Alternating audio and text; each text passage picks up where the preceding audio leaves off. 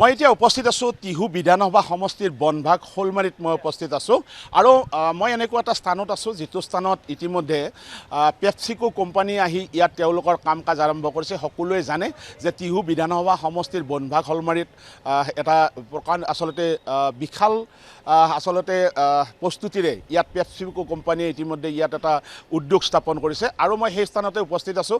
আৰু লক্ষণীয় কথা, মোৰ লগত যথেষ্ট এইবাৰ প্ৰথমবাৰৰ বাবে ভোট দিব লগা টিহু বিধানসভা সমষ্টিৰ ভোটাৰ আছে, ইয়াৰ স্থানীয় ৰাইজ আছে।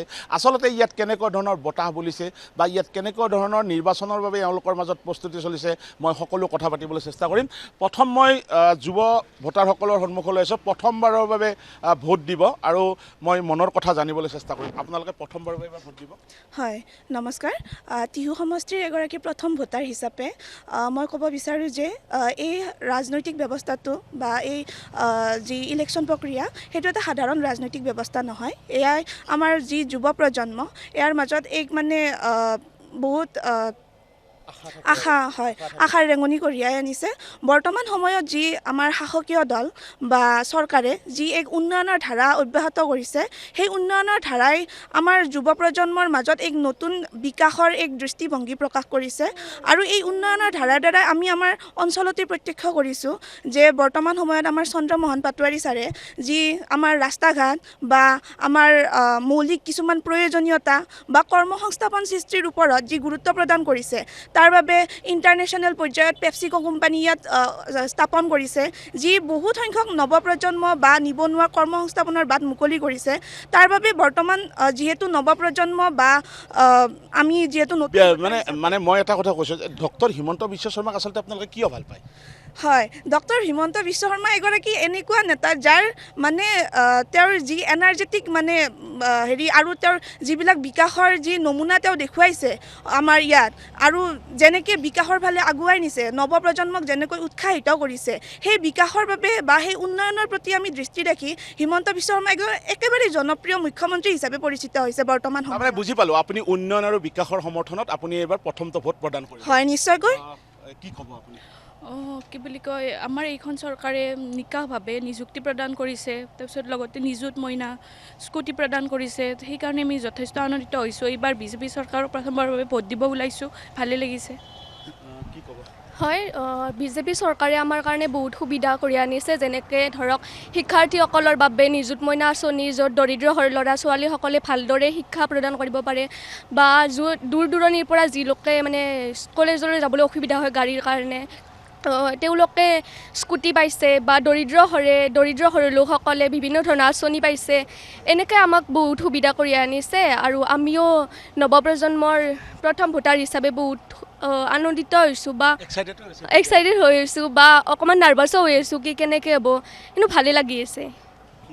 ভালে লাগি আছে, নতুন ভোট দিম এইবাৰ। ভোটটো কেনেকুৱা ধৰণে আপুনি কি চিন্তা চৰ্চা কৰিছে? ভালে দিছে, নতুন চৰকাৰে স্কুটি দিছে, নিযুত মইনা আঁচনি পাইছোঁ। কেনেকুৱা?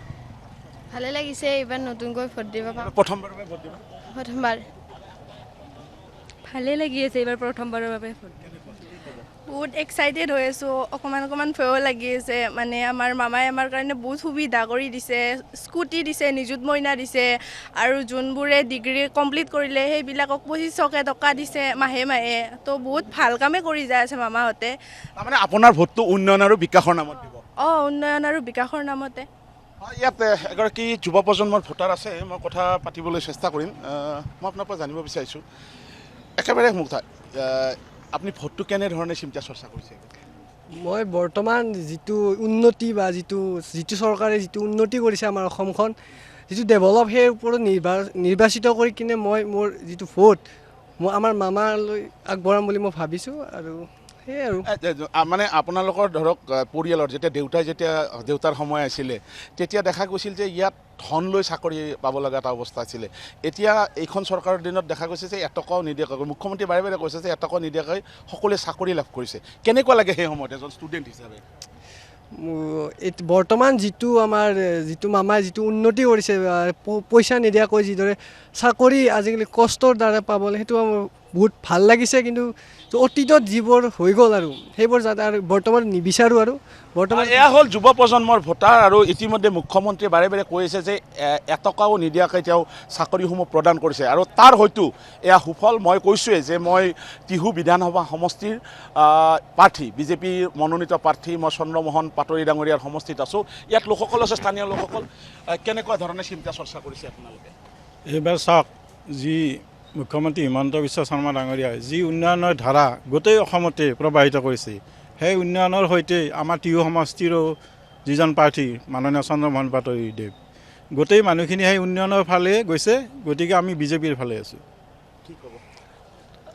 আমি বিজেপিৰ পক্ষতে আছে আমাৰ ৰাইজ বৰ্তমান আমাৰ নতুন দেহৰ মাজত যথেষ্ট উন্নতি কৰিছে আমাৰ স্থানীয় বিধায়ক মাননীয় চন্দ্ৰমোহন পাটোৱাৰী ছাৰে গতিকে আমাৰ সকলো ৰাইজ টিহুবাসী ৰাইজ বিজেপিৰ পক্ষত হয় আমি উন্নয়নৰ লগতে আছোঁ আমি বনবাগ শোলমাৰী গাঁও তথা আমাৰ গোটেই টিহু সমষ্টিবাসী যিহেতু ধৰক আজি আমাৰ যিখিনি গাঁৱত আপুনি ধৰক এটা প্ৰশ্ন সুধিছোঁ এটা বৃহত্তৰ অঞ্চল বনবাগ শোলমাৰী আমি দেখা পাইছিলোঁ এইবিলাক ঠাইত আগতে এই যিটো স্থানত পেপচিকো কোম্পানী হৈছে এইবিলাক স্থানত আগতে একো নাছিলে জংঘল আছিলে বা বিভিন্ন ধৰণৰ অসামাজিক কাৰ্যকলাপ হৈছিলে আজিৰ তাৰিখত এটা সম্পূৰ্ণ বিপৰীত ছবি কিন্তু হয় সেইটোৱে এইখন এতিয়া বনবাগ শোলমাৰী পিছপৰা অঞ্চল বুলি ক'ব নোৱাৰে এইখন গাঁও হৈ থকা নাই এইখন এটা চহৰলৈ পৰিৱৰ্তন হৈছে বনবাগ শোলমাৰী বৰ্তমান আমাৰ নিবনুৱা সকল সংস্থাপন হোৱাৰ লগতে আমাৰ যিখিনি মানুহ আছে ওচৰে পাঁজৰে আৰ্থিকভাৱে সচ্ছল হৈছে হয়তো আমাৰ হিমন্ত বিশ্ব শৰ্মা চৰকাৰৰ সুফল বুলি ভাবে আপুনি হয় এয়া অকল আমাৰ ডক্টৰ হিমন্ত বিশ্ব শৰ্মা ডাঙৰীয়াৰ কাৰণে যে ধৰক আমিও ইলেকশ্যন বহুবাৰ দেখিছোঁ বহু শাসকীয় দলেও